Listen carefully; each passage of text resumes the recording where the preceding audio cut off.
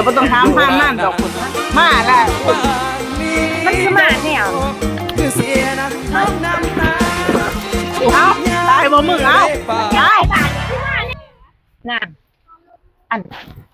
หัวมึงไปทางใดกดเดียวนี่แม่มันเข้าบ้านตั้งแต่เช้าๆเป็นหยังแม่มันสิเป็นหยังล่ะมึงว่ามันจะสิค่ำสิมืดแล้วมันไปเฮ็ดอีหยัง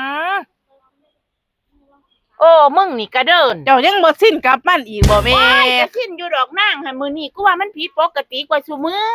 ก็เจ้าบ่ฮู้เทศกาลที่สงกรานต์บ่ถ้ามันได้ไปเข้าสังคมซัวๆมันก็จังซี่เอ้ามันไก่ล่ะบ่เว้ยมื้ออื่นมื้อนี่มันก็สงกรานต์หั่นแหล้วกูก็หลงมือหลงเว้นแล้วมันบ่จักฮ้อนบ่จักใหม่หลายกูก็ลืมแม่นาง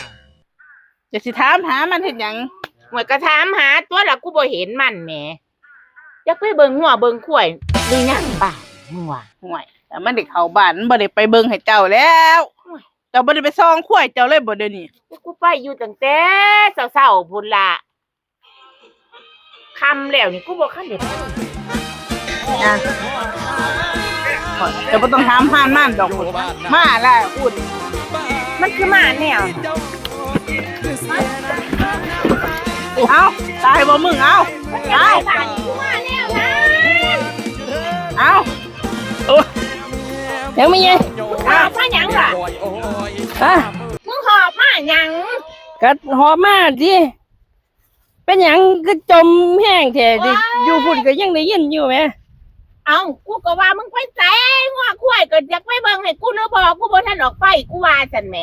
โอ้ยงัวควายมันก็สิเข้าคอยเองมันตัวบักอันนี้เอาดิจะบ่ฮู้บ่ว่าลูกเคยกำลังซ้อมข้ออยู่สิใส่สงกรานต์จะก็เข้าใจดีล่ะเอ้ยมึงเบิ่งแน่นางซ้อมข้อก็ค่อยบอกเจ้าแล้วว่าใกล้สิฮอดสงกรานต์เทศกาลน่ะเจ้าต้องทำใจถ้ามันได้ไปหาสังคมซัวๆมันน่ะเจ้าต้องทำใจโอ้ยจะแม่นคักเนาะมันเข้าแล้วได้จู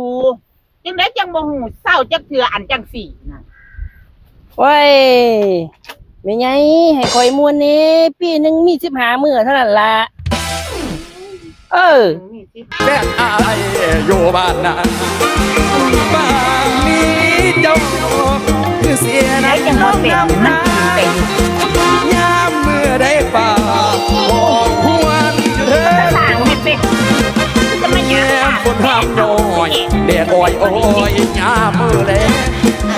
โอ้ยน่ะน้องทำแท้คือสิกุมใจสับสนหาก้อนหน้า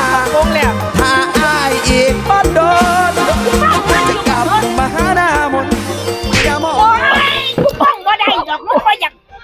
มึงก็จังไดจังมานั่งยังไงแม่ใหญ่ทีนี้เปอร์เซ็นต์ใส่กับนี้เด้อฮะ